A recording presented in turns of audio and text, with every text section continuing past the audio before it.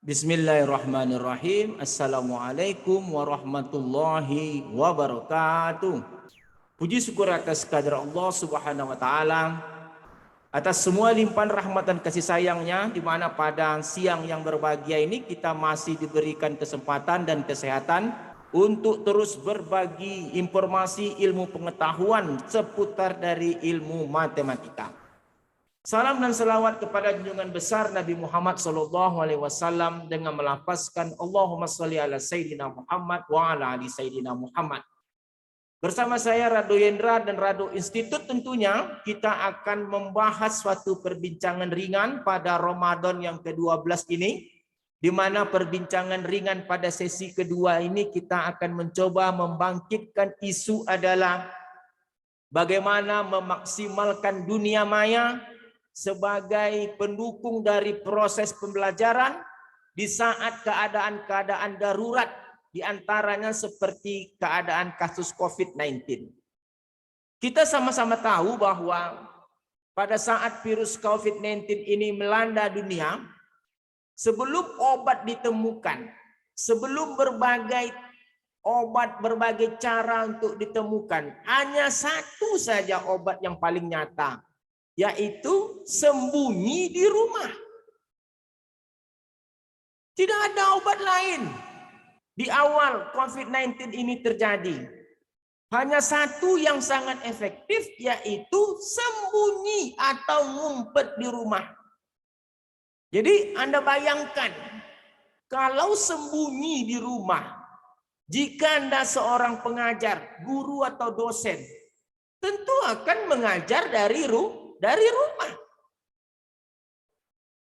Bagaimana cara efektif mengajar dari rumah? Tentu satu solusinya adalah dengan memanfaatkan dunia maya ini semaksimal mungkin. Bahan ajar yang Anda peroleh, bahan ajar yang Anda buat, itu akan disimpan dalam suatu website atau media lainnya yang dapat nantinya diakses oleh siswa maupun mahasiswa Indonesia dimanapun berada. Artinya bahan ajar Anda tadi akan tersimpan rapi di dunia maya dan akan sangat berguna jika diperlukan kapanpun. Jika Anda seorang dosen, tentu kegiatan tridharma perguruan tinggi, baik berupa pengabdian, pengajaran, penelitian, akan Anda lakukan dari rumah. Sekali lagi, tentu ini akan sangat efektif kalau dunia maya ini kita jadikan sebagai tempat untuk menjamin proses belajar itu menjadi berjalan sangat efektif. Nah, sekarang pertanyaannya, media belajar yang sangat efektif itu yang mana, tertulis atau video? Ya terserah Anda mana yang baik. Kalau menurut saya pribadi, pembelajaran yang lebih mantap untuk di-share di dunia maya melalui video. Karena dengan video ini, suasana yang terbangun antara siswa guru, mahasiswa dosen itu menjadi live, menjadi hidup.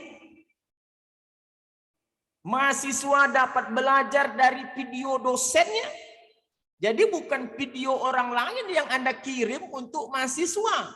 Video pembelajaran Anda sendiri yang Anda buat akan dapat dinikmati oleh mahasiswa Anda. Ini akan menjadi sangat efektif. Bayangkan bahwa video-video yang Anda akan share ini akan dapat mengurangi beban mahasiswa kita ataupun siswa kita ketika belajar dari rumah. Belum lagi cerita kalau kita kaitkan ibadah. Kita ketahui bahwa akan putus amalan seseorang kecuali 3 perkara, kata baginda Rasulullah Sallallahu Alaihi Wasallam. Satu di antaranya adalah ilmu yang bermanfaat, Masya Allah. Ketika Anda meninggal, ketika sakaratul maut menjemput Anda, ilmu yang Anda simpan tadi di dalam dunia maya tidak akan ikut mati bersama Anda. Akan tetap tersimpan dengan baik, rapi dalam dunia maya, terutama kalau ada website yang Anda gunakan untuk mengelola video-video di dunia maya ini. Bagaimana mahasiswa dari seluruh dunia dapat mengakses pelajaran Anda. Oleh sebab itu saya Rado Yendra mengetuk hati para guru, para dosen. Mari kita bertanggung jawab dengan bahan ajar kita. Ketika suatu saat keadaan-keadaan darurat terjadi, seperti terjadinya COVID-19 di 2019, saya rasa akan sangat mungkin terjadi di tahun-tahun berikutnya keadaan-keadaan yang sama seperti 2019. Jika itu terjadi kembali, jika itu berulang kembali, maka kita telah siap dengan bahan ajar yang kita miliki di dalam website yang kita miliki tersimpan indah. Jadi banyak sekali keuntungannya guys. Saya sendiri sebagai pengelola Rado Institute. Rado Institute adalah suatu lembaga yang mencoba memindahkan kegiatan Tridharma perguruan tinggi ke dalam dunia maya.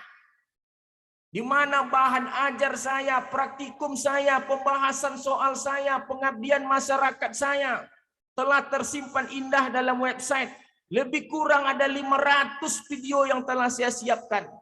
Belum lagi saya bersama Rumah Singgah Rumah Sakit Matematika telah mulai mengabdikan diri ini untuk menghasilkan literasi digital bagi siswa Indonesia SD, SMP, SMA. Telah kita rangkum semuanya di dalam suatu website yang sangat bermanfaat bagi siswa. Jangan pernah takut bahwa hal ini tidak akan dilihat orang. Jangan pernah takut hal ini merupakan kegiatan sia-sia. Yakinlah bahwa apa yang Anda buat pasti ada bagian di sana, di dunia sana akan melihat apa yang Anda buat. Rado Institute merupakan satu contoh. Telah 80.000 melihat apa yang kita buat. Kita mulai dari tahun 2019.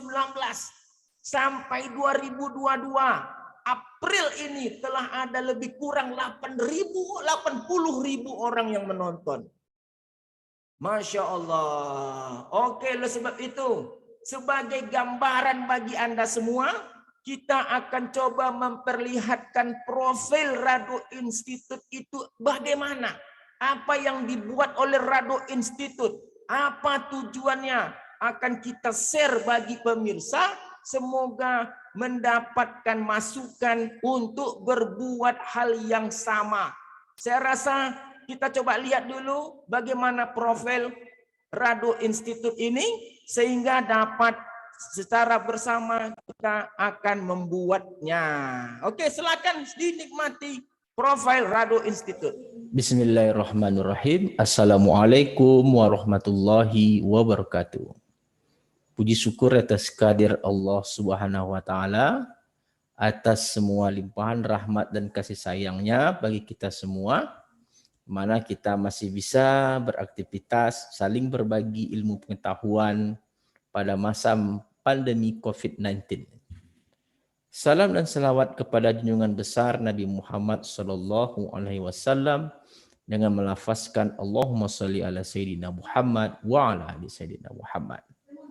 Bersama saya Dr. Rado Yendra SSC MSc dalam program diskusi ringan bersama Rado Institute Statistik Online. Nah, pada kesempatan ini kita akan mengupas mengenai profil dari Rado Institute Statistik Online.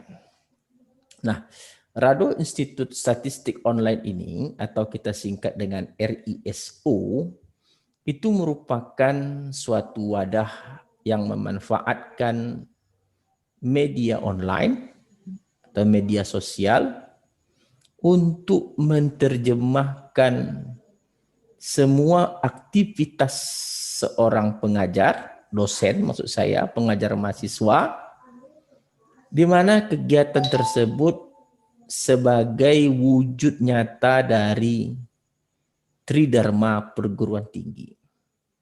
Nah, setiap dosen itu sangat memahami apa itu Tridharma perguruan tinggi.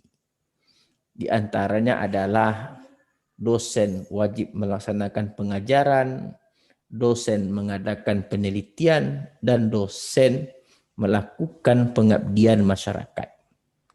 Nah, ketika keadaan normal di mana pandemi COVID-19 ini belum berlaku, Tridharma perguruan tinggi itu sangat mudah untuk dilakukan. Yang namanya dosen tentu mempunyai kemampuan untuk melakukan itu. Tetapi ketika virus corona itu datang dan menjadi suatu pandemi, sehingga semua harus parkir di rumah masing-masing. Karena salah satu dari pesan mama adalah menjauhi kerumunan atau sebaik-baiknya stay at home. Nah, saudara bayangkan ketika kita berada di rumah, Tridharma perguruan tinggi tadi menjadi sangat rumit untuk dilakukan. Bisa pun dilakukan, tentu sangat terbatas. Nah, untuk itu, apa yang dihadirkan oleh Rado Institute Statistik Online ini merupakan suatu bentuk wujud nyata bahwa dalam masa pandemi COVID-19 ini, Tridharma perguruan tinggi tadi masih dapat dilakukan dengan sangat baik.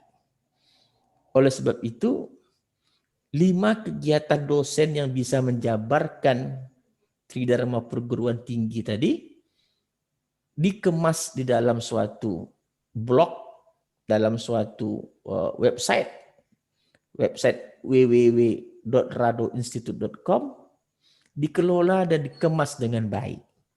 Di antaranya adalah 5 kegiatan yang mendukung Tridharma perguruan tinggi tadi adalah pengajaran. Nah, kita lihat di sini ada pengajaran. Nih, ada bagian pengajaran di sini. Ada bahan ajar. Bahan ajar itu maksudnya bahwa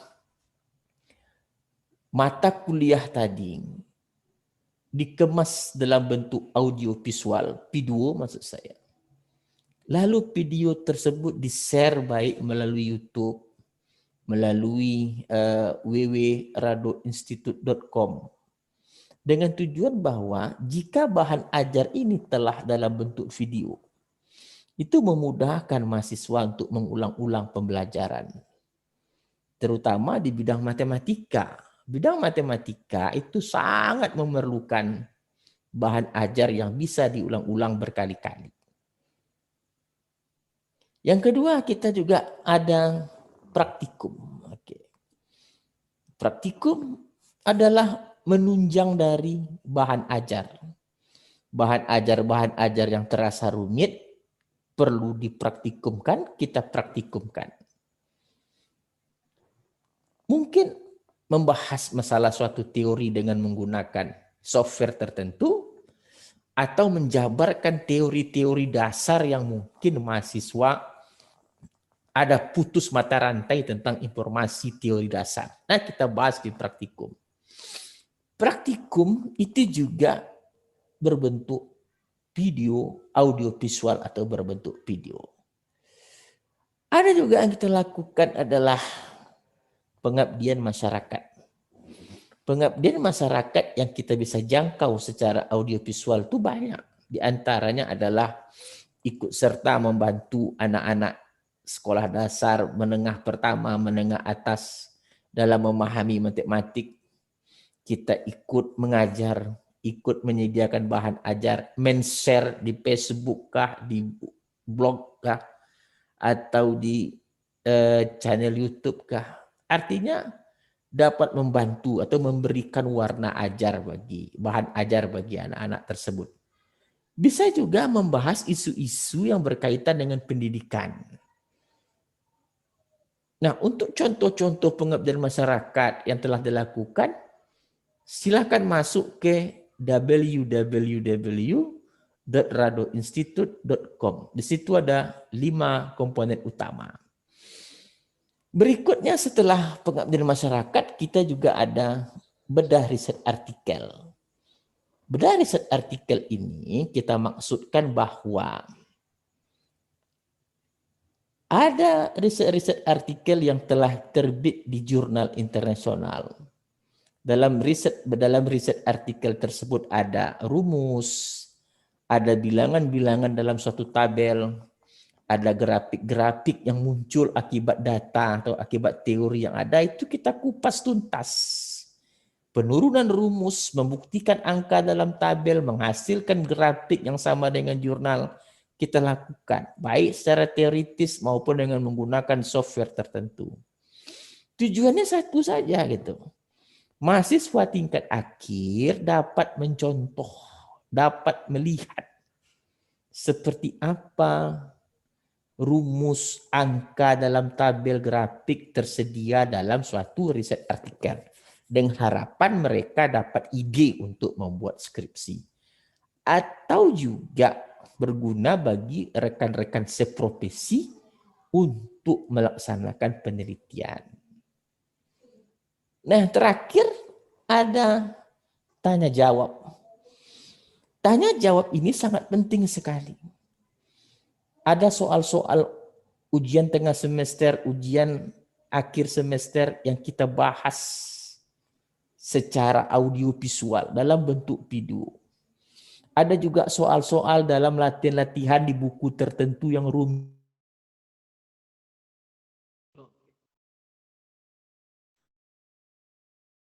Oke, tadi itu guys, kita telah lihat tadi bersama bagaimana profil Rado Institute yang telah sukses dalam memanfaatkan dunia maya sebagai tempat menyimpan kegiatan Tridharma perguruan tinggi. Oleh sebab itu, saya selalu menyampaikan